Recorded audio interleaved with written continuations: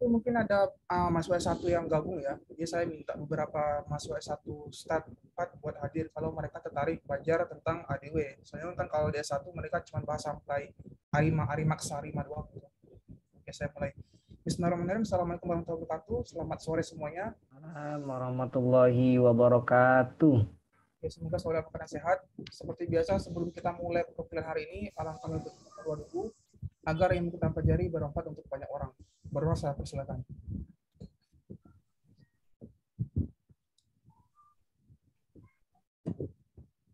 Amin. Semua tidak selesai. Oke, saya mulai program hari ini ya.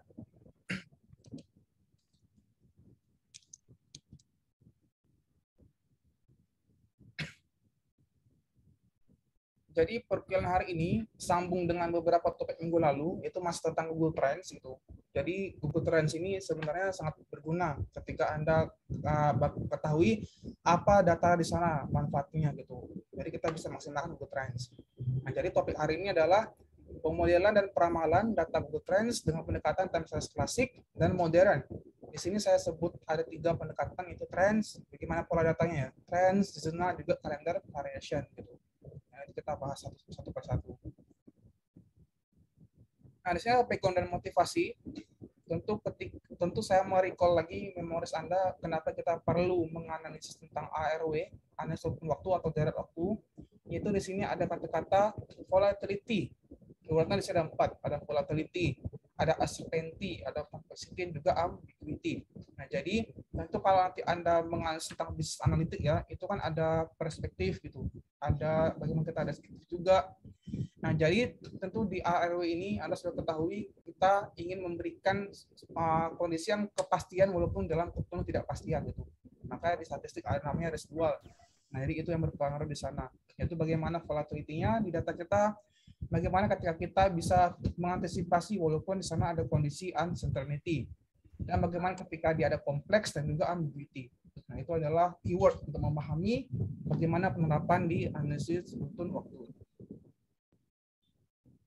Nah, di sini ada Google Trends. Jadi saya sudah singgung satu kali pertemuan minggu kemarin kalau saya tak salah tentang Google Trends. Jadi nanti Anda bisa maksimalkan tentang Google Trends. Jadi pas UTS kemarin kan dikasih tugas ya sama Prof. Tony gitu untuk membahas beberapa paper tentang AI, bagaimana analisisnya.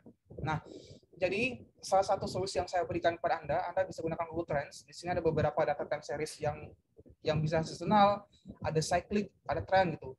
Nah, contohnya seperti ini. Kalau seperti ini kan kita bisa lihat bagaimana perbandingan ya antara sapi dan juga kambing gitu. Nanti Anda bisa lihat ini. Kalau seperti ini kan sebenarnya bisa Anda bikin VAR ya, atau regression, karena kan dia hampir sama. Nah, atau ketika Anda pengen melihat bagaimana perbandingan antara dua jenis perusahaan ini, ada Gojek dan juga Grab. Jadi di sini kita bisa lihat bagaimana minatnya dalam periode waktu tertentu. Anda bisa gunakan Google Trends juga. Nah, di sini kita bisa lihat data ini kan Anda bisa breakdown nih lebih detail lagi. Nah, misalnya ada cyclic di sini. Misalnya Anda bisa bikin calendar variation. Misalnya karena dia misalnya ada bulan November 2010, November 2011, Oktober 2012 dan seterusnya. Nah, kalau begitu kan dia ada dampak calendar variation ya. Gitu. Jadi Anda bisa gunakan trends juga. Nah, atau kalau Anda mau breakdown lebih detail lagi, di sini ada data harian di Gojek gitu. Bagaimana ketika demand-nya, permintaannya pada level harian, pada level jam, nanti Anda bisa gunakan juga bagaimana level jam, terus bagaimana ketika dia pada level harian, ada level untuk mingguan dan juga level bulanan gitu. Jadi Anda bisa analisis demikian. Jadi kita bisa melihat kira-kira bagaimana pattern-nya gitu untuk pattern harian, jam dan seterusnya. Anda bisa menggunakan Google Trends.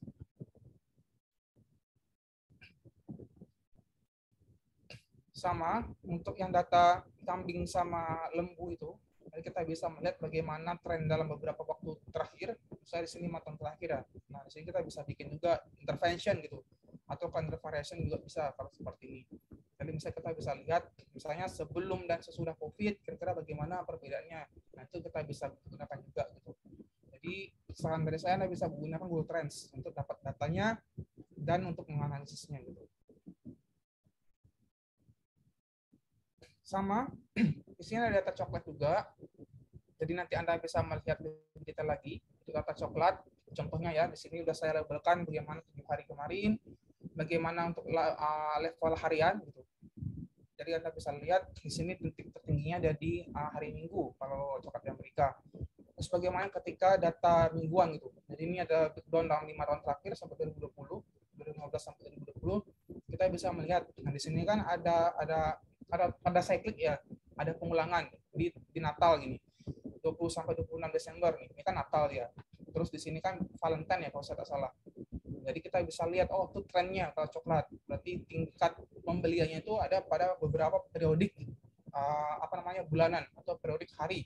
Nah, jadi Anda dapatlah insight-nya di sana gitu. Jadi kalau Anda gunakan peramalan dengan teknik calendar variation ini bakal tepat sekali gitu. Bisa jadi akurasinya bisa 90% ke atas gitu. Karena kan dia mengikuti event-event yang tertinggi di sini. Nah, ini contohnya. Atau misalnya pada data bulanan sama. Nah, di sini data bulanan kita lihat ternyata ada efek cyclic juga itu ketika bulan Februari dan juga Desember. Jadi ini bakal pengulangan terus kalau kita bahas tentang coklat di Amerika Serikat. Nah, bagaimana kalau di Indonesia? Di Indonesia, Anda bisa lihat seperti ini. Kalau untuk konsumsi peminatan coklat pada 5 tahun terakhir ya, ini pada level jam. Di sini tentu ada peningkatan pada jam-jam jam 1, nanti Anda bisa breakdown kenapa demikian.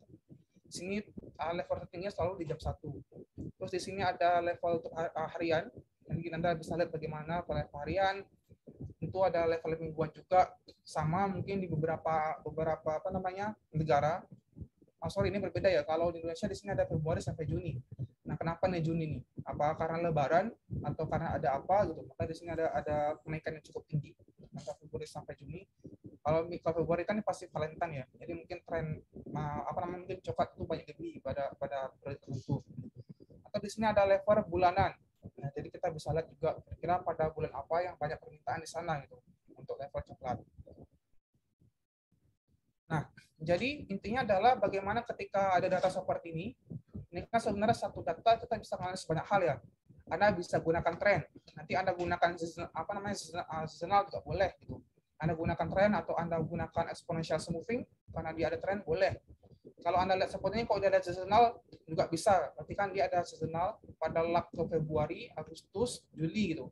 Ini kan berarti lak-lak yang tertinggi gitu. Berarti kalau dia dataset kita anggap dia dalam setahun, berarti dia ada di lak 2, ada di lak 7 ya.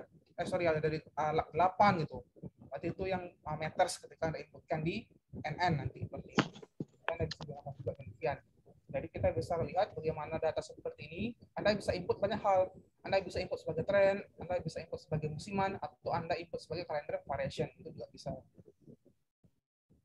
Nah, jadi kedepannya ini riset Google Trends ini sangat luas ya. Saya ingat dulu-dulu ini belum banyak yang pasti Google Trends. Jadi saya sama almarhum Prof. Hartono di TS itu diundang di Malaysia. Jadi kami 2 harian tuh cuma pas Google Trends. Jadi kita bisa maksimalkan beberapa data di sana gitu untuk Anda gunakan untuk entrepreneurs ataupun untuk riset Anda. Nah, jadi di Google Trends itu ada 10 informasi ini. Yang pertama kita bisa lihat bagaimana IK-nya ketika kita gunakan beberapa keyword tertentu gitu. Jadi kita bisa bandingkan beberapa produk yang ada di sana. Seperti tadi kan ada Grab sama Gojek, jadi kita bisa bandingkan. Nah, yang ketiga kita bisa melihat per keywordnya. Nanti Anda bisa lihat di website Google Trends. Yang keempat, jadi ketika nanti ada dampak seasonal yang saya sampaikan tadi, pengulangan bulanan, jadi kita bisa mempromosikan untuk lebih aktif di sana gitu. Jadi kan itu gunanya time series ya, nggak hanya meramalkan, tapi lebih ke setelah itu apa gitu, setelah itu ngapain. Jadi itu juga sangat penting. Jadi yang kelima juga tentang bagaimana freshnya dari konten yang Anda gunakan nanti. Jadi Anda bisa maksimalkan informasi di Google Trends tersebut. Gitu. Jadi di Google Trends itu juga ada level region atau level daerah negara. Jadi ada beberapa region yang sudah tercover, di Indonesia juga ada, dataset untuk Malaysia juga ada. Nanti Anda bisa lihat atau Anda mau bikin spatial time series, itu juga bisa. Jadi kita bisa dapat data itu dari Google Trends secara gratis. Jadi kita bisa maksimalkan di Google Trends. Nah, seperti ini yang saya sampaikan tadi. Misalnya Anda mau bikin coklat. Nah, jadi di sini ada beberapa data produk coklat, jadi Anda bisa bandingkan gitu ya. Misalnya Anda mau bikin usaha martabak, jadi Anda bisa lihat base-nya martabak itu kan bisa dari banyak hal coklat ya. Anda bisa gunakan Super Queen, Cadbury, atau Toblerone, nanti kita bisa lihat bagaimana penggunaannya. Nah, ini maksud saya tadi. Jadi kita bisa bandingkan beberapa produk di Google Trends. Nah, Google Trends sudah banyak, jadi nanti Anda bisa cari di Google Scholar gitu. Ini juga saya pernah singgung tentang beberapa research recentnya, penelitian terkini tentang Google Trends, itu digunakan misalnya untuk melihat bagaimana pandemi, itu juga boleh. Nah, saya juga pernah bikin paper tentang bagaimana interventionnya mobility, jadi bagaimana perpindahan penduduk gitu dari satu tempat ke tempat lain. Nah, kita bisa gunakan juga Google Trends. Sama nih Google Trends, skip aja.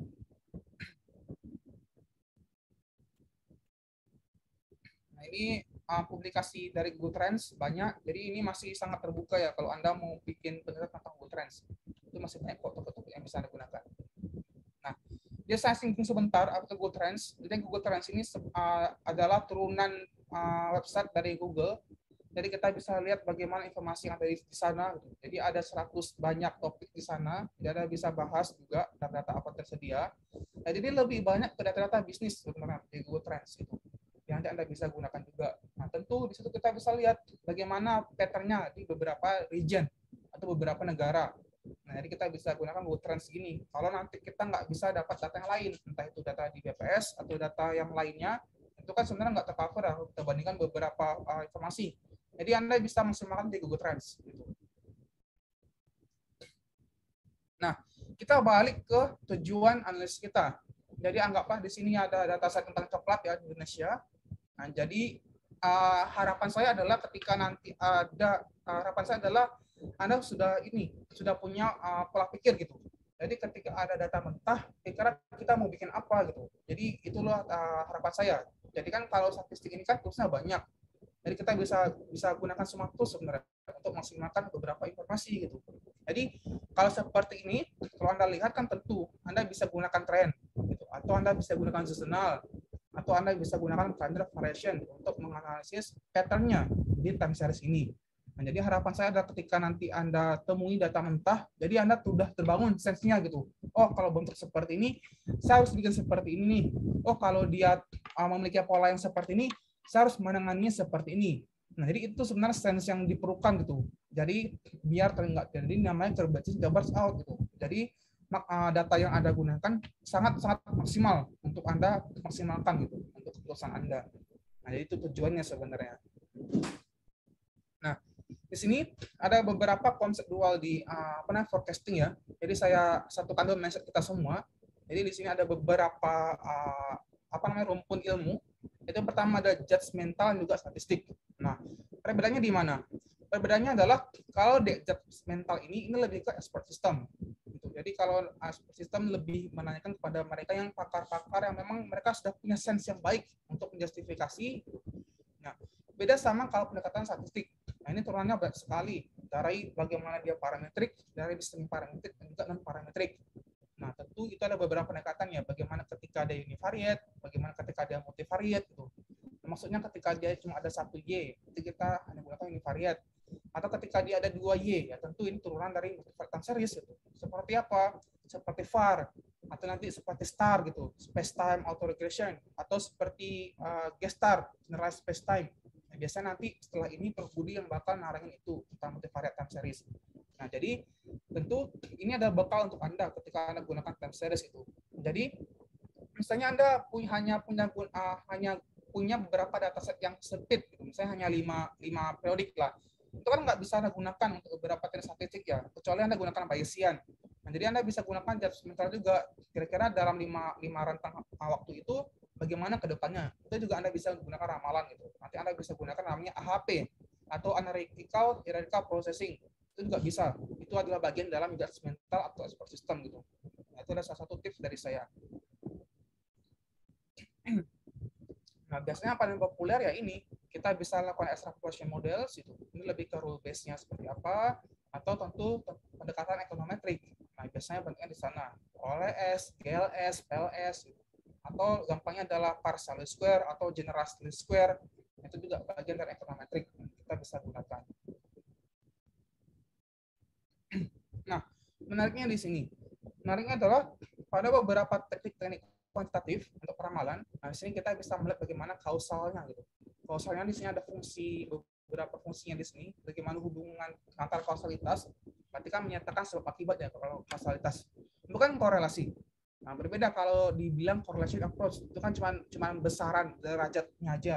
Tapi kalau kausal ini lebih ke melihat bagaimana hubungan sebab akibatnya gitu.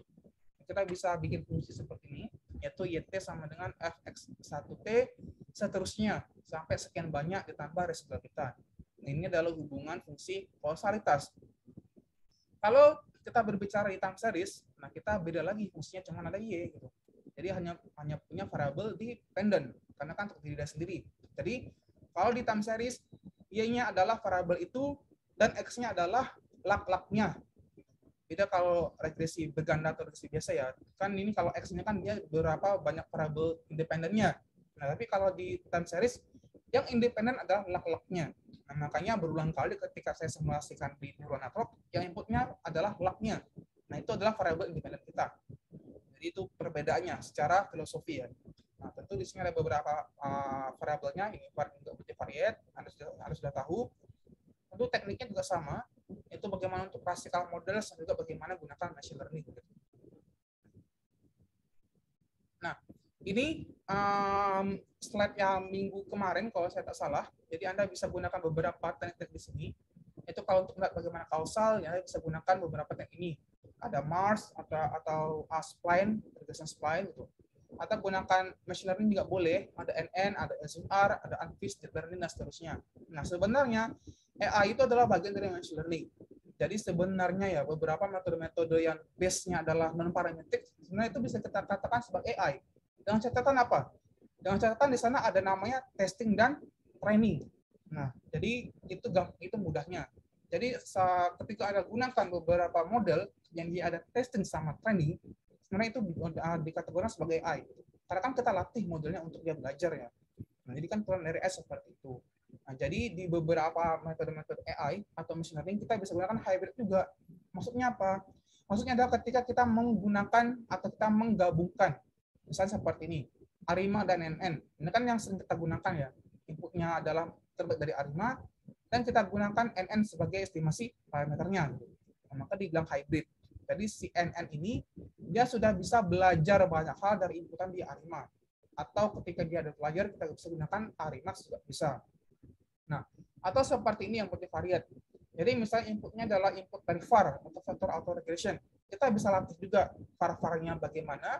Nah, kita latih juga ke neural network. Nah, jadi ini juga salah satu yang Anda bisa gunakan gitu. Jadi bagaimana kita bisa gunakan beberapa metode parametrik. Kan parametrik ya. Jadi kita bisa dapatin ARIMA terbaik dulu, bagaimana kita inputkan dan kita tekan N. Nah, itu adalah metode di hybrid. Tapi kalau Anda hanya gunakan neural network tanpa input di ARIMA, maksudnya seperti apa? Maksudnya Anda hanya gunakan misalnya cross validation. Masih kan di SVR kan, saya kan sudah ajar tentang cross validation. Nah, itu masukkan machine learning, bukan di hybrid ya. Kenapa? Karena kita membuat model itu dia bisa melakukan separasi sendiri. Jadi bisa gunakan scaffold, bisa gunakan cross validation, itu machine learning. Tapi kalau nanti Anda gunakan ARIMA NN, itu hybrid. Jadi itu perbedaannya. Ada tanggapan? Enggak ada? Belum ada, Mas. Jadi clear ya, yang kemarin kita sudah pelajarin. Jadi sebenarnya kita kemarin sudah belajar tentang machine learning juga hybrid. Jadi machine learning bagaimana kita mengimplement SVR itu dengan cross validation, nah itu machine learning. Tapi kalau kemarin kita gunakan juga misalnya GRNN dengan ARIMA, itu masuk ke hybrid itu. Nah, jadi ini udah ada betul sebenarnya. Nah, tentu motivasinya banyak, jadi Anda bisa baca beberapa papernya yang saya kasih. Kita skip aja ini. Nah, masuk ke machine learning.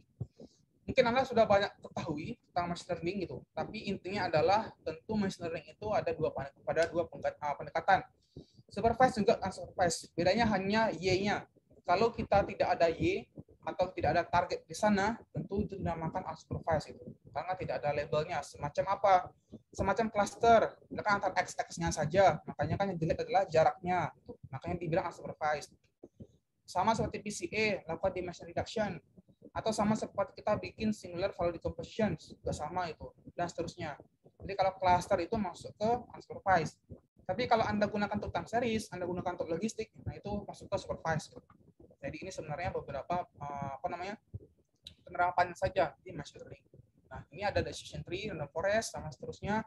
Nanti kalau kita sempat ya, saya jelaskan XGBoost, itu salah satu metode decision tree yang sangat bagus.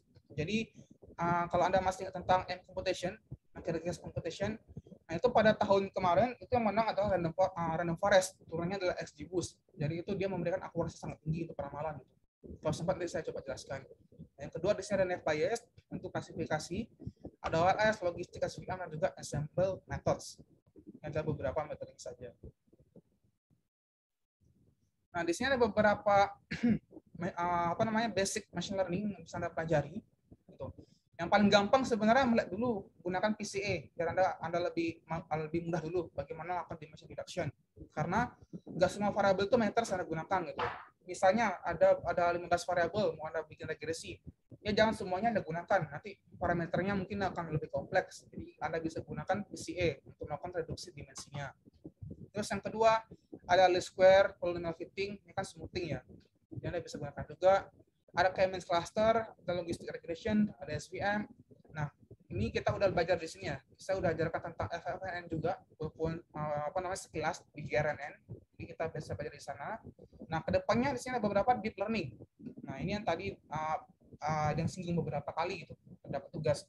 Nah, di sini kita bisa gunakan CNN atau convolutional. Ini biasanya banyak digunakan di data-data image gitu, untuk image detection. Karena kenapa? Kalau Anda masih ingat kan image itu kan datanya besar ya, karena kan dia dalam bentuk pixel dia. Nah, jadi di situ kalau Anda gunakan satu hidden layer, ya kasihan laptop Anda gitu panas. Jadi kita bisa tambah-tambah beberapa hidden layer gitu, agar lebih cepat lagi dia overgen iterasinya. Nah, yang ke-8 ada RNN atau recurrent neural network. Biasanya RNN ini bisa disandingkan dengan LSTM atau long short term memory. Nanti kalau ada waktu lebih saya coba jelaskan di pertemuan terakhir tentang deep learning ya, konseptualnya. Yang ke-9 ada foundational random fields atau CRVs.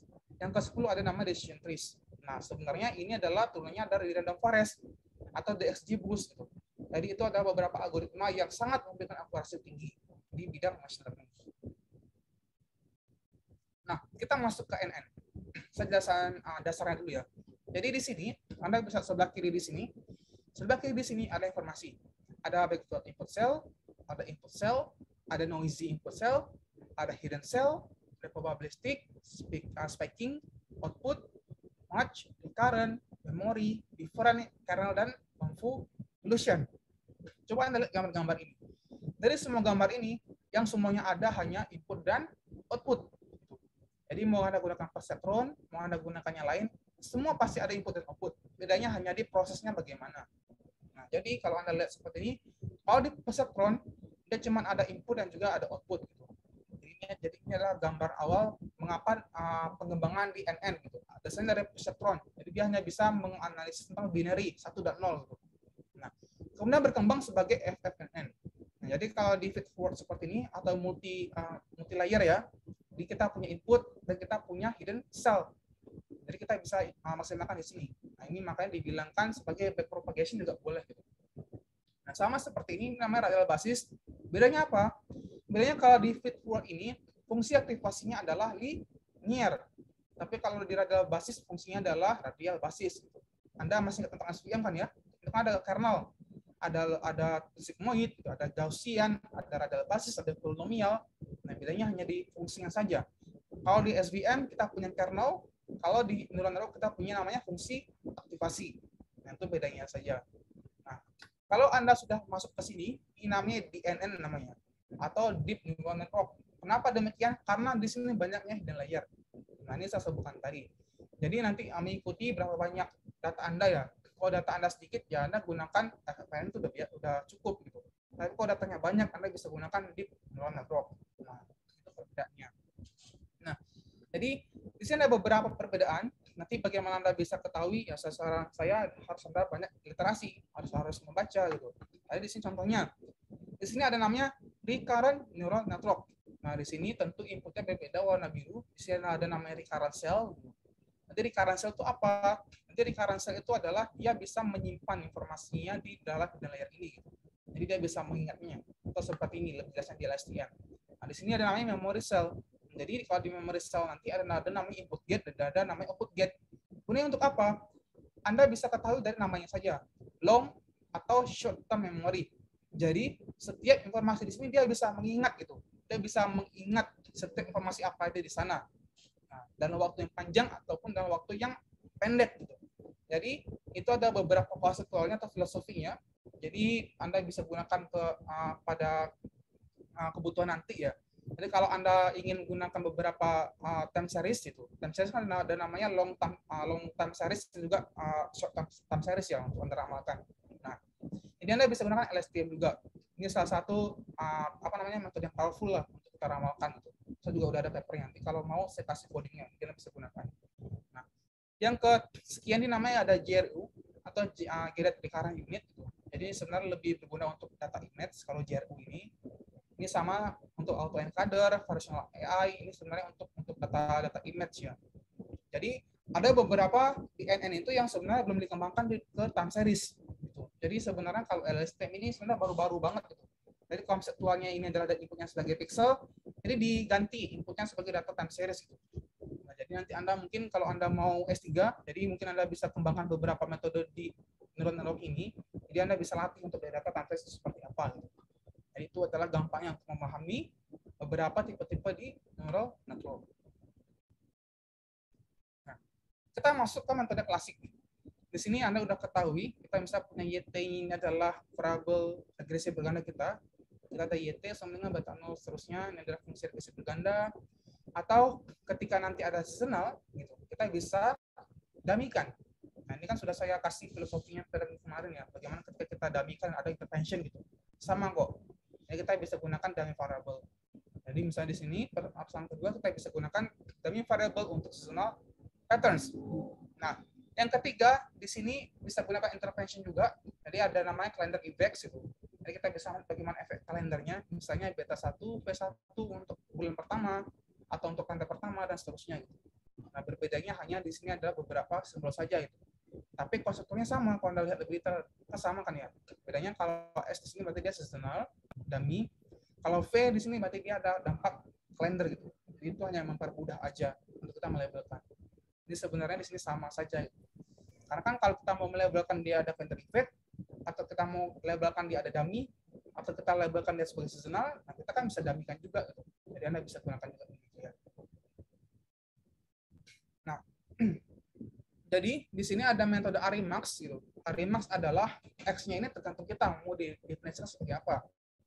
Biasanya di sini kita bisa definisikan sebagai ada layer, boleh. Atau kita bisa definisikan sebagai ada heteroskedasitas, juga boleh. Jadi X ini sebenarnya hanya exogen variable gitu. Tapi kalau untuk arimanya sama. Jadi sama kita masih gunakan backstreet operation ya. Jadi saya nggak bakal jelasin ini. Jadi Anda bisa lihat lebih detail lagi untuk bagaimana pengoperasian di backstreet operation. Nah, jadi di sini ada model untuk model pre-skenario. Jadi digunakan Arimax 1. Nah, jadi saat Arimax ini saya definisikan sebagai ada dampak stokastik transisional. Nah, saya labelkan dulu. Nah, di sini ada fungsinya YT, sigma J, alpha J, DJT dan seterusnya. Nah, ini adalah fungsi untuk di Arimax 1 ketika saya bilang di sana ada namanya stokastik trend. Nah, jadi di sini saya ada model kedua. Model kedua adalah ketika dia ada namanya deterministic transitional. Dia hati-hati. Di sini ada namanya stokastik dan ada namanya deterministic. Ini kalau deterministik saya ingin melihat bagaimana hubungan karakternya antar variabel tadi. Dengan kata-kata kuncinya ya, deterministik. Jadi sebab akibat gitu. Kita bisa melihat bagaimana sebab akibatnya. Jadi saya labelkan di sini ada model AR Max 2. Nah, ini kan ada perbedaan nih. Kalau ada I berarti dia ada differencing. Nah, nanti Anda bisa labelkan juga gitu sesuai kebutuhan. Jadi saya ada model kedua yaitu R Max 2 deterministik transitional. Jadi modelnya adalah seperti ini. Lanjutkan dulu. Nah, di sini saya sudah labelkan. Di sini maka saya bilangkan deterministik. Nah, jadi di sini ada model pertama itu ada trend. Jadi data coklat tadi kita lihat. Di sini ada pertama ada trendnya. Yang kedua ada seasonalnya. Jadi kita bisa lihat pada seasonal ke berapa atau pada lak ke berapa gitu seasonalnya. Dan ada deterministik. Nah, di sini ada calendar variation gitu. Jadi ini ada model kedua kita, yaitu ada model matematik ini, ada untuk trend, ada untuk seasonal, dan juga ada untuk calendar variation. Nah, ini adalah untuk model stasioner ARMA kita. Jadi nanti ada outputnya, output untuk ARMA yang Anda masukkan saja gitu, berapa parameter di sini. Dari sini ada modelnya, saya ulangi lagi, ada trend, ada seasonal, ada musiman, ada calendar variation, dan juga ada stasioner ARMA. Nah, bagaimana tahapan identifikasi? Sebentar. Jadi Anda lihat dulu kalau seperti ini. Jadi Anda bisa lihat beberapa kali Anda bisa melakukan separasi ya. Kalau saya mudahnya seperti ini. Jadi saya bisa bagikan dia dalam beberapa minggu. Itu juga bisa. Kalau Anda mau bagikan dia dalam beberapa level hari juga bisa. Jadi karena dia datanya data harian atau data bulanan, jadi Anda bisa breakdown tuh. Misalnya Anda mau gunakan per 3 bulan, boleh. Anda mau gunakan per 6 bulan juga nggak apa-apa. Jadi semakin sempit level rank Anda yang Anda gunakan, itu bakal semakin banyak Anda dapatkan informasi di sana. Tapi bakal lebih capek sebenarnya. Jadi kalau saya lebih sering gunakan dia diberikan dalam bentuk minggu. Dan kita bisa maksimalkan informasi di sana. Contohnya di sini saya bagikan dalam minggu ya. Ini kan satu, kedua, 4, 3 dan seterusnya. Jadi kita bisa bagikan dia dalam bentuk berapa level minggu. Nah, jadi gunanya untuk apa? Gunanya agar kita dapatkan nilai titik tertinggi, titik terendahnya gitu. Jadi kita bisa antisipasi. Oh, kalau seperti ini. Berarti kalau pada level minggu kedua, berarti datanya seperti ini titik tertingginya gitu. Kalau pada minggu keempat, berarti seperti ini. Jadi kita bisa lihat pada minggu berapa dia ada kenaikan yang sangat tinggi. Kalau Anda lihat seperti ini, tentu di sini ada minggu keempat ya. Minggu keempat dia cukup tinggi kenaikannya. Minggu keempat juga dia agak cenderung tinggi juga di sini. Gitu. Jadi kita bisa lihat tertingginya itu bagaimana itu. Bagaimana ke minggu kedua. Nanti kalau di sini kan ada namanya tren dia permanen ya, kalau Anda masih ingat. Jadi Anda bisa maksimalkan di level mingguan. Nah, ini ada codingnya. Saya jelaskan dulu detail satu persatu ya. Jadi di sini nanti ada library yang bisa digunakan, itu library forecast gitu. Nanti Anda bisa menggunakan library forecast. Nah, di sini. Jadi di sini nanti ada datanya, separasinya. Misalnya di sini data pada kolom kedua. Gitu. Jadi ini saya labelkan sebagai dummy. Jadi Anda bisa ganti juga nggak apa-apa. Nah, di sini kita bikin dulu time series plot-nya untuk variabel y-1. Nah, ini ada beberapa poinnya, ini hanya ada beberapa titik terendahnya. Jadi Anda nggak usah ganti, di sini nggak usah ganti. Tapi yang Anda ganti di sini juga bisa. Nah, ini gunanya untuk apa? Tadi kan di sini kan ada level hariannya ya, atau level mingguannya. Jadi Anda bisa antisipasi dulu. Anda lakukan predeskriptif dulu gitu. Misalnya di sini ada data Idul Fitri. Jadi misalnya kita bisa lihat pada bulan kedua. Bulan ke-12, periode 14, 24 dan seterusnya sampai periode ke-122. Ini seriesnya. Jadi Anda bisa ganti seperti ini. Dan jadi nanti Anda bisa labelkan gitu. Berarti ini masuk ke minggu kedua, minggu ke-12, minggu kedua atau minggu 12 dan seterusnya. Ini hanya untuk melabelkan saja di time series plot tadi. Nanti Anda bisa gambarkan dulu gambar plot seperti ini. Nah, di sini ada saya kasih label yaitu time series regression modeling. Saya nggak running ya karena ini bakal makan waktu lama. Jadi saya jelaskan dulu codingnya, nanti Anda bisa mengulang video ini. Di sini saya kasih tanda yaitu define train data. Nah, jadi kalau ada label ini berarti dia label untuk di-trainingkan. Jadi data kita adalah data 1 sampai 112 kita latihkan dan data 113 sampai terakhir kita lakukan untuk testingnya. Nah, jadi yang jadi prediktor kita adalah data dummy kita itu. Jadi kita bisa gunakan time series regression menggunakan data ini. Data yang sudah di-trainingkan dan juga data sudah di-testingkan. Nah, jadi bagaimana ketika Anda lakukan peramalan? Pertama, kita harus define dulu prediktor kita berapa banyak. Nah, jadi prediktor itu adalah bagian dari data testing kita gitu. Nah, kan yang mau kita prediksikan. Nah, jadi ini adalah codingnya. Yaitu di sini ada X, kita jadikan sebagai matrix. Jadi melabelkan dummy-nya. Jadi di sini kita ada data baru dibikinnya seperti ini. Nah, jadi kita bisa lakukan peramalan. Jadi gunakan perintah predik ini. Predik model TSR. Nah, model TSR kan di sini kan cuma gampang ya. Jadi cuma linearnya saja. Linear model, data training gitu. Yaitu data lag pertama. Dan nanti Anda bisa gunakan. Kalau Anda menggunakan data lag kedua juga boleh. Nanti Anda bisa ganti-ganti gitu. Jadi kalau ada seperti ini, jadi ini Anda bisa ganti-gantikan. Bagaimana ketika Anda gunakan untuk peramalan modelnya. Nah, jadi tips dari saya, ketika Anda gunakan peramalan, Anda bikin namanya confidence interval. Ini kan saya singgung kemarin juga ya. Jadi di sini ada namanya confidence interval, jadi kita bisa lihat kira-kira mana batasan bawahnya dan batasan atasnya gitu. Jadi kita bisa ketahui pada level keberapa yang dia nggak bakal terlihat jauh berbeda. Gitu. Nah itu adalah tipsnya. Jadi nanti Anda bisa gunakan namanya confidence interval. Nah, terus di sini saya sudah labelkan itu bikin ACF dan PACF untuk residualnya. Kenapa demikian? Karena kan di judulnya saja ada klasikal. Nah, berarti kan kita harus mengujikan white noise itu. Ada uji diagnostik harus Anda penuhi. Jadi misalnya Anda gunakan augmented behavior atau ADF test, itu juga harus Anda gunakan. Nah, ini ada codingnya dan nanti Anda tinggal running. Lanjut di sini codingnya masih banyak ya, saya jelaskan dulu. Nah, di sini Anda gunakan ACF juga, melihat bagaimana pengujian ADF ya, atau augmented behavior. Jadi kita lihat bagaimana ACF-nya. Jadi di sini ada labelnya, banyak aksesnya 36 series. Jadi Anda bisa gunakan PACF juga, demikian bagaimana. Nah, jadi di sini ada codingnya juga. Kita gunakan teks, gunakan Lojong box, pengujian atau box text. Nah, di sini ya saya kasih informasinya. Lojong box text. Nah, nanti Anda bisa menguji bagaimana penolakannya hipotesisnya gitu, p-value-nya dan bagaimana. Nah, kita bisa gunakan diagnostic test-nya di sini. Nah, masih sama karena model parametrik ya untuk di TSR, jadi kita harus gunakan Kolmogorov-Smirnov untuk menguji residualnya berdistribusi normal. Gitu. Jadi hati-hati, yang kita uji adalah residualnya, bukan datanya. Jadi residualnya harus berdistribusi normal. Nah, jadi di sini ada beberapa akurasi yang kita bisa gunakan. Saya sudah label di sini ada mean square error, ada mean absolute error, dan juga ada mean absolute percentage error. Nah, jadi gunanya adalah agar nanti Anda bisa mengantisipasi pada threshold keberapa yang dia akurasinya tinggi. Jadi bisa Anda interpretasikan. Nah, di coding ini nanti Anda bisa digunakan untuk melihat bagaimana lower dan upper bound-nya, untuk membandingkan bagaimana aktual juga bagaimana kita ramalkan. Jadi kita bisa bandingkan juga di gambarnya setelah slide ini. Nah, ini ada coding untuk mentrainingkan. Jadi kita bisa melihatkan bagaimana data training kita bandingkan dengan data aktual kita. Apakah fit, apakah tidak. Nah, kita bisa ramalkan juga demikian. Nah, yang terakhir di sini ada plot untuk testing data.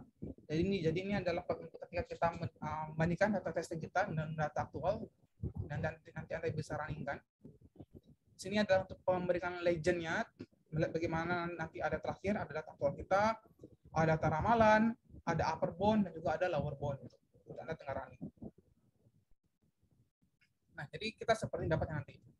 Nanti yang pertama, data series tadi, Anda masih ingat ya, itu kan ada 100 sekian data. Nah, jadi data awal 1 sampai 100 sekian tadi, yang sudah saya label di coding tadi, itu adalah untuk data training. Jadi kita bisa lihat bagaimana aktual sama prediksi kita gitu. Apakah sudah oke apa tidak gitu. Kalau seperti ini ya masih oke lah, walaupun sebenarnya belum sempurna ya. Nah, nanti Anda bisa antisipasi juga. Kalau seperti ini berarti kita masih lihat, berarti dia bisa fit lah antara data training kita. Nah, kalau seperti ini kita lihat testingnya dan beberapa periodik, hanya 8 periodik. Kita bisa lihat sini ada aktual, hitam. Kita ada garis forecast ramalan kita. Nah, kita ada upper bound dan juga ada lower bound. Nah, jadi kita bisa lihat bagaimana fittingnya itu, apakah sudah tepat apa tidak. Nah, kalau kita lihat seperti ini, ya masih oke lah, karena dia bisa mengikuti mengikuti pattern-nya gitu. Misalnya seperti ini, walaupun dia nggak sempurna, tapi di sini dia bisa mengikuti loh. Kalau dia ada naiknya atau ada turunannya gitu, seperti ini. Nah, ini juga dia sempurna meramalkan. Jadi aktual sama forecast juga hampir sama. Nah, jadi itu tips dari saya. Ketika nanti Anda gunakan time series untuk peramalan, sering-sering bikin untuk melihat bagaimana upper bound dan juga bagaimana lower bound-nya. Jadi kita bisa lihat bagaimana batasannya gitu. Jadi batas berapa yang dia nggak bakal lewat dan lebih dari itu. Itu adalah kegunaannya. Nah, di sini ada tahapan ARIMA. Sama tadi ya, kalau Anda masih yang pertama, saya gunakan dia di versi 1, agar dia stasiunnya dalam bin. Nanti Anda bisa breakdown. Jadi di sini saya sudah sampaikan bahwa data dilakukan differencing dengan D sama 1 agar stasiunnya dalam bin. Pada grafik ACF diketahui bahwa nilai yang keluar ada pada batasan LAK 1, LAK 12, LAK 13, dan LAK 24 dan 36. LAK 1, LAK 12, 13 keluar nih. 12, 13 keluar, dan juga LAK dan juga lag 36 di sini dan juga keluar. Oh sorry, yang atas ya, lag 1, terus lag 12 di sini, lag 13, dan juga lag 24 dan lag 36. Ini untuk DHCF kita. Jadi kita bisa gunakan. Nah, sementara di PACF, jadi sini ada lag yang keluar, ada lag 1, 2, 3, 5, 1, 2, 3, 5 keluar, terus ada lag 11, lag 12, lag 13 keluar. Nah, jadi ini mungkin pertanyaan beberapa minggu lalu ya. Gimana Mas kalau kita gunakan semua lag di sini? Boleh kok, nggak masalah gitu. Anda bisa gunakan seperti ini. Jadi saya turutin kemauan Anda yang kemarin, yang mau input semua lag ini juga boleh. Jadi itu sebenarnya lebih berguna sebenarnya. Jadi kita bisa menginput semua list informasi. Jadi kalau seperti ini kita gunakan ARIMA 1, 2, 3, 5, 11, 12, 13. Terus ada I-nya 1 dan EMA-nya adalah 0. Kita bisa gunakan seperti ini. Dan juga kita bisa gunakan seperti ini gitu. AR-nya AR0, I-nya 1, EMA-nya adalah 1, 12, 13, 24, dan 36. Ini juga boleh. Jadi misalnya contohnya kita hanya dapat 2 model ini untuk Anda gunakan. Nah, masuk ke tahapan peramalan. Jadi di sini misalnya di sini kita sudah inputkan model tadi ya. Jadi ada model pertama ada ARIMA 1, 2, 11, 12, 13, refreshing 1 kali dan EMA-nya 0. Nah, ini ketika di analisis dapatnya RMS-nya adalah 5,231. Tesnya adalah 8,84. Nah, ini untuk model pertama. Nah, bagaimana ketika kita bisa mendefining Arimax? Jadi di sini sama, kita lihat dulu bagaimana di ACF juga bagaimana di PACF ini. Jadi kalau seperti ini kita lihat, di sini saya kasih informasi ya. Dari kedua grafik ini diketahui bahwa lag pertama keluar dalam batas garis PACF. Dan lag pertama dan kedua keluar dari batas untuk grafik PACF. Jadi sudah keluar. Jadi kita bisa bikin di sini adalah ARIMA 200 dan ARIMA 001. Nah, jadi nanti Anda bisa menguji dulu diagnostiknya, mana parameter yang diterima, signifikan apa tidak, nah itu Anda pilih. Anggapnya kita udah estimasi parameter tadi ya, ada uji diagnostiknya. Jadi kita bisa gunakan di sini ARIMA-nya adalah 200 sebagai model terbaik yang akan kita gunakan. Nah, jadi ARIMA tadi kita gunakan untuk peramalan. Jadi kita dapatkan juga bagaimana di sini ada YTT-nya, ada data fit-nya, ada Y1T-nya, dan bagaimana kita ramalkan. Nah, di sini ada error training-nya 4,147, ada testingnya juga 8,97. Nah, ini ada error kita sebesar berapa, dan Anda bisa gunakan. Terus di sini bagaimana ketika kita bisa menginputnya itu pelatihan KNN. Ini kan udah masuk ke hybrid ya. Nah, jadi saya ajarkan dulu. Anda lihat sebelah kiri di sini. Di sini ada input nodes. Nah, ini di sini kan ada inputan YT kita bagaimana, apa yang mau kita inputkan. Nah, di sini ada namanya hidden nodes. Ini kan hidden layer kita. Berapa banyak hidden layer yang akan kita gunakan. Karena ada kita gunakan namanya output node. Nah, yang berbeda adalah di sini. Yang menariknya adalah di area ini adalah seperti ini. Jadi yang pertama, inputannya adalah komponen trend. Jadi kan Anda masih ingat tadi model ARIMA kita yang pertama ya, yang dia mengsanggupi berapa banyak informasi di sini. Jadi inputnya adalah yang pertama, ada komponen trend. Yang kedua, ada komponen musiman akan kita inputkan. Yang ketiga, ada komponen variasi kalender. Nah, jadi kita inputkan informasi di sini. Yang terakhir adalah informasi lag yang signifikan. Jadi ini model Arimax NN. Nah, jadi di sini inputan kita ada 4, komponen trend, komponen musiman, komponen variasi kalender, dan juga komponen lag yang signifikan. Nah, jadi di sini berapa banyak hidden layer yang Anda bisa gunakan? Anda coba-coba juga boleh. Anda bisa gunakan 3 boleh. Anda gunakan 4 juga boleh. Anda gunakan 5 juga boleh. Jadi nanti Anda bisa bikin tabel gitu ya. Nanti Anda bikin tabel. Ketika dia 1 hidden layer berapa akurasinya? Ketika 2 hidden layer itu bagaimana akurasinya? Saran saya, Anda juga bandingkan dengan time computing. Nah, jadi nanti Anda hitung bagaimana berapa menit iterasinya. Misalnya 1 hidden layer 15 menit. 2 hidden layer misalnya 7 menit, 3 hidden layer misalnya 5 menit gitu. Berarti Anda bisa simpulkan ternyata pertambahan hidden layer bisa memangkas waktu komputasi. Bisa gitu. Atau nanti malah misalnya saya melakukan penelitian pernah, jadi misalnya saya menambahkan beberapa hidden layer, saya coba-coba 2 hidden layer, 3 hidden layer, 4 hidden layer sampai 10 hidden layer. Nah, kalau di penelitian saya itu bisa ada kecenderungan misalnya ke 3 hidden layer dia dapat menitnya cuma 20 menit, tapi masuk ke 5 hidden layer kok malah nambah gitu, kok malah lebih lama bisa sampai 25 menit. Bahkan bisa saya tambah sampai 10 hidden layer, lo kok makin lama bisa sampai 30 menit. Itu ada juga kecenderungannya. Jadi sebenarnya menambah atau mengurangi hidden layer sebenarnya itu nggak akan menambah atau mengurangi waktu komputasi gitu. Nah, jadi itulah tantangannya di neural network. Jadi kita bisa menggunakan berapa banyak hidden layer yang sesuai kebutuhan kita gitu. Jadi rules of thumb sebenarnya tidak ada. Jadi itu lebih ke kebutuhan kita aja. Berapa banyak layer yang akan kita gunakan. Nah, jadi kalau seperti ini, inputan kita ada 4. Ada komponen trend, ada komponen musiman, ada variasi kalender, dan juga ada lag yang signifikan untuk peramalan. Nah, jadi yang tadi kita gunakan sudah cukup baik gitu ya, kalau Anda lihat seperti ini. Jadi dia sudah mengikuti fitting, testing, sama trainingnya seperti ini, merah dan hitamnya seperti ini. Dan kita lihat juga bagaimana testingnya. Nah, nanti ini hampir oke lah, walaupun belum sempurna. Jadi kita bisa lihat bagaimana tracing dan trainingnya untuk menggunakan model-model yang tadi. Nah, bagaimana memilih model yang terbaik? Nah, tadi sini kan kita sudah coba-coba tuh. Kita sudah gunakan TSR, trainingnya adalah sekian, randomized error-nya, testingnya sekian. Nah, jadi kalau kita lihat, sebenarnya kalau kita gunakan Arimax NN, ini sebenarnya nggak terlalu jauh akurasinya itu, nggak terlalu beda jauh lah. Ini 4,015, ini 7,184 tuh. Berarti nggak terlalu jauh sebenarnya kalau kita gunakan. Nah, mungkin kalau Anda ganti tipe-tipe N yang lain, misalnya Anda gunakan radial basis atau Anda gunakan LSTM, mungkin dia akan lebih berbeda lagi. Kenapa demikian? Kan beberapa metode kan beda cara penganalisisnya. Kalau Anda masih ingat kan tadi ada LSTM, kan dia ada namanya long short term memory.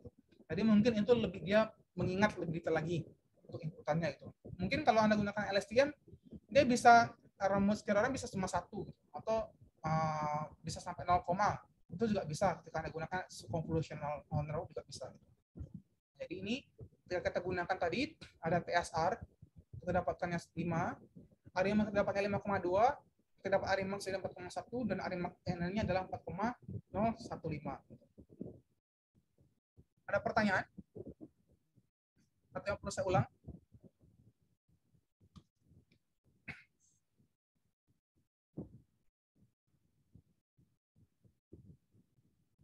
Nah, di sini tadi saya sudah sudah kasih label, nanti Anda bisa cermati. Nah, di sini kan dia gunakan model TSR. Nah, berarti dia di sini adalah model regression berganda sebenarnya. ARIMA paling mudah itu TSR. Atau nanti ketika Anda inputkan di ARIMA package ARIMA itu ada namanya auto ARIMA. Nah, jadi Anda bisa gunakan itu juga untuk mendapatkan inputan di ARIMA yang terbaik. Mas, tanya boleh Mas, sedikit Mas. Apa, santai aja. Tanya boleh? Ya, silakan. Nggak, mau nanya dulu, barangkali tadi saya kelewat. Itu data yang diujikan untuk tiap-tiap model itu tadi kan seriesnya panjang ya, ada Idul Fitri. Itu barangkali dijelaskan, cuma saya kelewat. Itu data apa ya? Ini data apa? Ini masih data coklat, Mas. Oh, oke, data coklat berarti ya? Ini masih data coklat. Oke. Kemudian apa namanya? Untuk yang Arimax ya, tadi kan ada Arima sama Arimax. Berarti Arimax di situ inputannya adalah ya 4 tadi itu ya. Maksudnya bukan berarti Arimax di situ X-nya itu adalah variabel lain yang tidak terkait dengan trend coklat gitu ya. Tapi Arimax X-nya di situ adalah ya lah komponen, variation calendar gitu ya. Jadi sama-sama coklat sebetulnya ya. Betul. Kalau Mas menggunakan exogen juga boleh. Saya mau nambah inflasi, nggak masalah kok. X itu kan exogens ya, boleh apa aja. Nangkep? Clear ya? Jangan ada pertanyaan? Sekarang kalau ada pertanyaan atau saya tanya?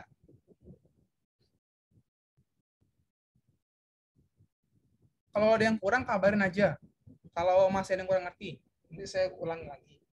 Karena kan berguna banget buat Anda ya, buat bikin UTS ya.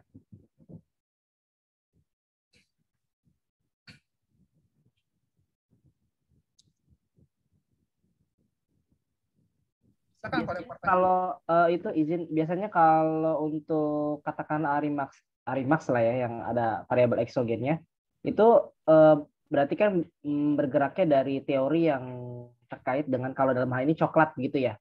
Ya, Mas. Begitu ya. Tapi kalau untuk yang tadi, yang lag komponen, variation calendar, satu lagi apa tuh inputnya, itu berarti kan sebenarnya variabelnya variabel si coklat-coklat juga gitu ya. Itu sebetulnya bisa dikatakan Arimax juga ya, walaupun sama-sama coklat gitu, bukan variabel terkait tadi inflasi atau apa gitu yang lain. Boleh, boleh. X ini kan sebenarnya multi multi representatif ya. Anda menggunakan X ini sebagai variabel exogensnya, entah apa-apa variabel lain boleh. Atau inputannya juga boleh gitu, nggak apa-apa. X ini kan sebenarnya nggak terukur ya. Boleh kok. Misalnya nanti mau bikin G star X atau vari X, ya X-nya tadi Anda gunakan seasonal boleh inputannya, Anda gunakan calendar version juga boleh, interversion juga boleh gitu, nggak masalah kok. Sekreatif Anda, sekreatif kita aja sebagai peneliti.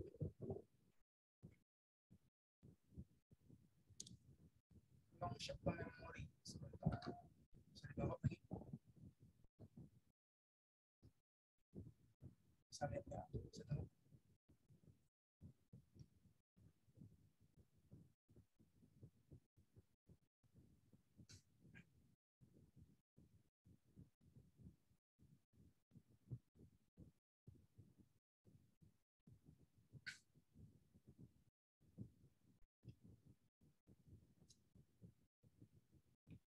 Nah, saya jelasin ini ya, deep learning sedikit. Jadi kalau Anda masih ingat slide tadi, ini kan ada beberapa arsitektur, ada namanya arsitektur network ya. Ini kan namanya arsitektur nih. Nah, di sini ada um, multi layer perceptron, sama aja mau dibikin FFNN dan seterusnya atau backpropagation. Ada RNN juga ada namanya LSTM. Nah, LSTM di sini kan namanya input style ya. Jadi asalnya seperti ini nih. Jadi di sini ada RNN, ada LSTM, ada namanya JRU. Nah, bedanya apa? Bedanya di sini dia bagaimana dia mendapatkan atau menganalisis informasinya. Jadi di sini kalau ada data XT, jadi misalnya data kita XT, nah dia masuknya nanti diolah bagaimana fungsi tangan. Fungsi tangan, nah nanti dikeluarkan di outputnya. Jadi fungsi aktivasi di sini adalah tangan, kalau di recurrent. Kalau di LSTM, ini banyak sekali tahapannya. Di sini ada sigmoid, kalau Anda lihat ya. Di sini dia pertama ada ingat dulu di sigmoid. Nanti bagaimana outputnya. Nah, yang kedua dia ada sigmoid juga, bagaimana prosesnya. Bagaimana ketika ada fungsi tangan, bagaimana nanti di prosesnya itu. Nah, jadi di sini peran di LSTM. Jadi dia bisa mengingat dulu bagaimana ketika dia ditransformasi atau dia ditetapkan fungsi aktivasinya, bagaimana analisisnya gitu atau bagaimana outputnya. Nah, makanya LSTM ini sebenarnya lebih robust lagi digunakan karena dia bisa mengingat dulu kira bagaimana karakteristik data kita gitu untuk diingat. Nah, sini namanya JRU. JRU di sini jarang sih digunakan karena sebenarnya dia nggak lebih baik daripada LSTM. Dan beberapa referensi ya. Jadi kalau Anda membuktikan silahkan. Itu juga satu topik yang menarik. Misalnya kalau di sini misalnya digunakan LSTM dan juga digunakan profit models di Facebook. Nanti saya jelaskan di minggu terakhir deh untuk di deep learning kalau sempat. Nah, nanti kita bisa lihat bagaimana training dan loss function-nya, bagaimana banyak FO di sana. Kita bisa lihat gitu, kira-kira baik apa tidak. Kita bisa lihat bagaimana model loss-nya. Nah, maksudnya apa model loss-nya? Jadi kalau Anda masih ingat kan ada namanya input get tadi ya. Ada forget memory dan juga get memory. Nah, di sini ada namanya loss itu. Jadi kita bisa lihat bagaimana loss function-nya. Ketika kita latih besar apa tidak fungsi loss-nya. Nah, jadi kita bisa bandingkan apakah lebih baik, apakah lebih tidak baik loss function-nya demikian. Nah, di sini ada Facebook Profit Models itu juga sama untuk digunakan peramalan. Jadi Anda bisa gunakan. Nah, bedanya di sini. Nanti kalau di beberapa fungsi-fungsi di neural network ya, itu ada namanya learning rate-nya. Nanti Anda bisa ganti learning rate-nya itu fungsi pelajaran atau dia belajar gitu, sama seperti neural network. Jadi fungsi learning rate ini dia akan mempercepat waktu terasi gitu. Itu juga bisa. Dan dia nggak bisa digunakan untuk mempertinggi atau memperendahkan akurasi. Dan lebih cepat konvergen itu iterasinya. Nah, kita bisa gunakan learning rate-nya. Nah, kalau di LSTM kita namanya optimizer, namanya Adam. Kalau Anda gunakan neural network biasa, kita gunakan fungsi aktivasi tadi. Itu ada linear, ada sigmoid, ada basis. Tapi kalau di LSTM kita gunakan namanya Adam optimizer. Nah, itu gunakan juga di apa namanya LSTM. Nah, di sini head layernya cukup 1, tapi di sini ada nomor di neuronnya, ada saya gunakan 1, 5, 10 gitu. Ini ada epoch juga kita bisa gunakan. Kita bisa lakukan untuk evaluasi gitu. Nah, ini maksud saya tadi. Jadi misalnya Anda tulis berapa banyak epoch, berapa banyak akurasinya gitu. Atau Anda berapa banyak hidden layer, Anda bisa gunakan berapa banyak akurasinya. Nah, itu saran dari saya itu lebih baik gitu. Jadi Anda bisa gunakan seperti ini, bikin tabel nanti ya. Misalnya 10 epoch berapa akurasinya, berapa banyak size-nya, berapa banyak akurasinya, itu juga bisa. Atau seperti ini.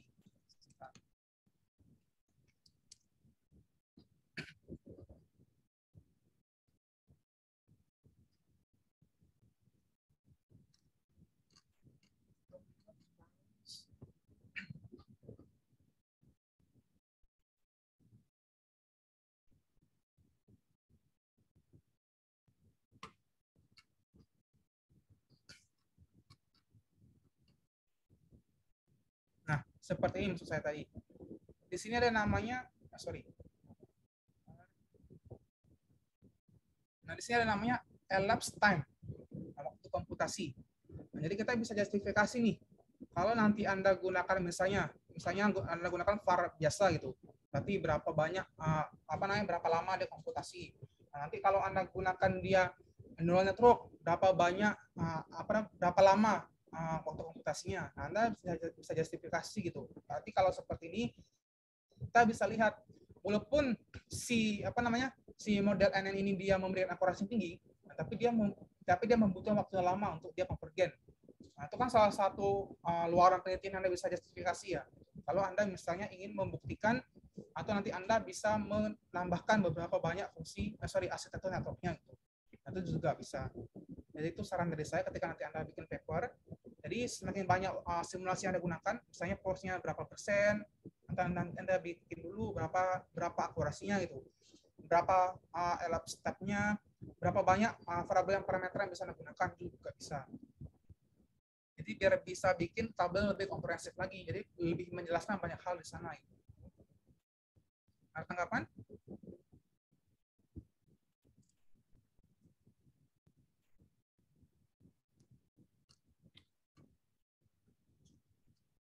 Ada tanggapannya lain?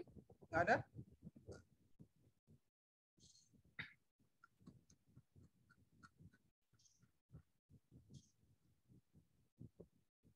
Ada pertanyaan? Masih mencerna sebetulnya, Mas. Ya nggak apa-apa, Mas. Masih mencerna, maaf ya Mas ya, masih mencerna nih. Ada yang kurang jelas di bagian mana? Nanti saya coba jelaskan lagi dari awal. Tapi kalau di sini clear nggak yang arsitektur network ini? Jelas kan ya? Soalnya nanti kalau Anda bisa gunakan spasial, NN, atau Anda gunakan apa, nah ini matters juga. Jadi kita bisa menentukan bagaimana arsitekturnya tadi. Nah, kalau untuk coding yang tadi kan nanti Anda bisa latihan ya.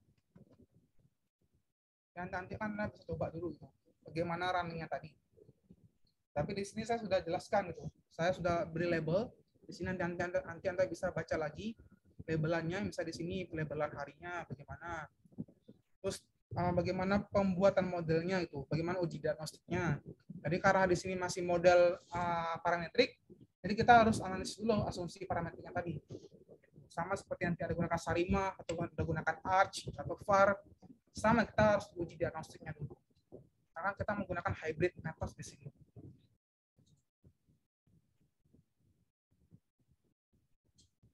Ada pertanyaan lain? Atau di luar topik ini, kalau saya coba jawab, sambil saya jawab.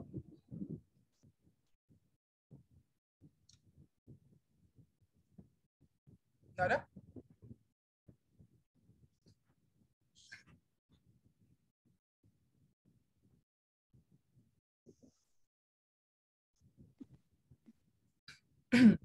Kalau nggak ada pertanyaan, sebenarnya ini footer work-nya. Dan nanti Anda bisa gunakan beberapa penggabungan. Misalnya, di sini Anda gunakan exponential smoothing. Ada hot winters, ada seterusnya lah. Ini namanya kan mode individu ya. Karena dia cuma ada satu gitu. Ada dekomposisi, ada ARIMA. Nah, ARIMA turunannya apa? Turunannya ada intervention, kan saya sudah ajarkan. Ada fungsi transfer, kalau Anda masih kemarin. Nah, kalau di NN itu ada metode fluid forward, ada radial basis, ada GRN dan seterusnya. Ini kan mode individu. Dan seterusnya sampai SVR. ada fuzzy time series gitu. Nah, seterusnya lah. Ini kan namanya model individu. Nah, tapi kalau Anda latih dia gunakan ARIMA, ini udah dinamakan hybrid tuh. Ini udah dinamakan hybrid. Tapi kalau menjawab tadi pertanyaan, AI itu maksudnya apa? Maksudnya adalah apapun model individu yang di sini, yang warna-warna biru ini, neural network, ANFIS, apapun dia ketika dia ditrainingkan atau ditestingkan, itu udah masuk ke AI gitu. Ini kan karena kan kita latih dia buat belajar. Nah, itu udah masuk ke AI sebenarnya, udah masuk ke artificial intelligence gitu. Nah, tapi kalau Anda baca beberapa paper computer science, biasanya mereka yang non-statistician, mereka hanya gunakan ini aja. Mereka hanya gunakan si neural network, menggunakan basic NN sampai ke deep learning. Nah, itu biasanya digunakan di sana untuk penggunaan kata AI yang lebih banyak orang digunakan lah sampai ke deep learning. Ya kan lebih ke banyaknya hidden layer-nya aja sebenarnya gitu. Nah, itu individual. Tapi kalau nanti Anda gabungkan di beberapa metode seperti yang saya sudah ajarkan, misalnya ARIMA SVR, itu lebih bagus lagi daripada AI sebenarnya. Karena kan dia udah mencakupi informasi di individual methods, dan kita latih dia ke model-model machine learning gitu. Harusnya ada Winters ARIMA, ada Winters neural network, kalau dia smoothing ya. Ada decomposition ARIMA, decomposition NN, ada time series NN. Nah, ini kan gunakan ARIMA dengan NN, atau ARIMAX sama NN. Tadi kan sudah saya ajarkan tuh ARIMAX NN. Nah, saya juga udah ajarkan ARIMA dengan SVR itu. Kan juga udah bisa. Nah, tapi nanti kalau Anda gunakan data yang tadi coklat, itu kan saya sampai ke neural network ya. Kalau Anda tambah hidden layer-nya, itu udah sampai nomor 13 sebenarnya. Udah nyampe ke deep learning gitu. Nah, ini beberapa metode yang saya gunakan nanti gitu. Terus saya kembali ke belakang lagi nih.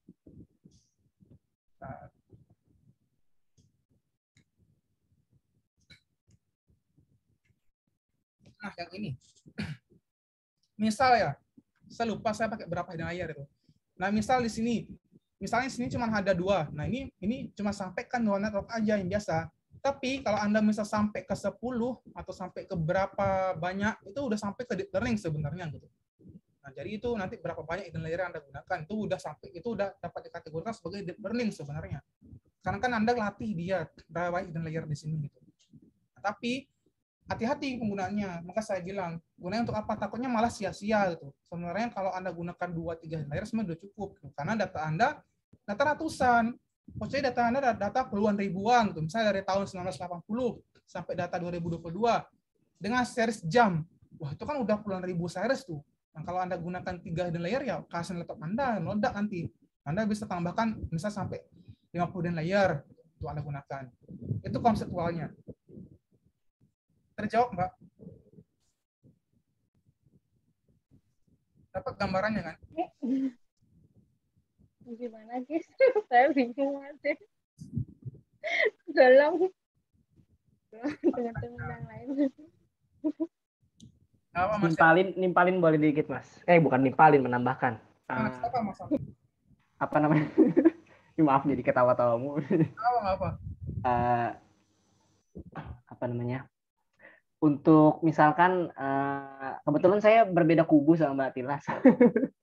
Beda kelompok maksudnya. Jadi kalau tadi yang saya bisa simpulkan begitu ya, untuk deep learning itu kan beberapa kriterianya hidden layer-nya lebih banyak. Kemudian otomatis kalau hidden layer banyak ya pasnya dipakai untuk data yang skalanya lebih besar begitu ya kira-kira ya, lebih banyak. Nah, apakah dengan yang tadi hidden layer lebih banyak tapi menggunakan neural network itu dengan bagaimanapun arsiteknya itu bisa disebut deep learning. Kan arsiteknya banyak dari itu neural network gitu ya. Tapi asal hidden layer-nya banyak dan datanya besar, itu bisa disebut deep learning gitu ya, dengan arsitek apapun yang neural network yang sebelumnya. Ya betul. Asal strukturnya tadi, ini kan cuma bagaimana mengestimasi parameter ya. Kalau Anda ingat kan estimasi statistik kan banyak, OLS, Bayesian, likelihood gitu. Ada partial least square, ada general least square. Sama seperti neural network. Dia banyak tipenya gitu. Ada recurrent, ada SSTM gitu. Ada feed forward. Itu Mas Hamim filosofinya. Nangkap kan ya?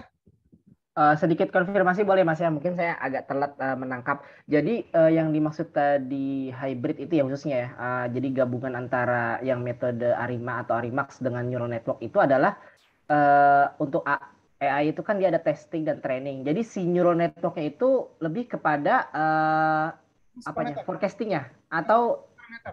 gimana? Estimasi parameternya. Nah si ARIMA-nya diperlakukan sebagai Bukannya. oh, oke. Inputannya ya. Jadi itu kombinasinya yang disebut hybrid ya. Nah, karena informasinya kita dapatin di parametrik atau di ARIMA-nya itu. Terus kita latih dia gunakan NN atau kita latih dia gunakan SVR itu.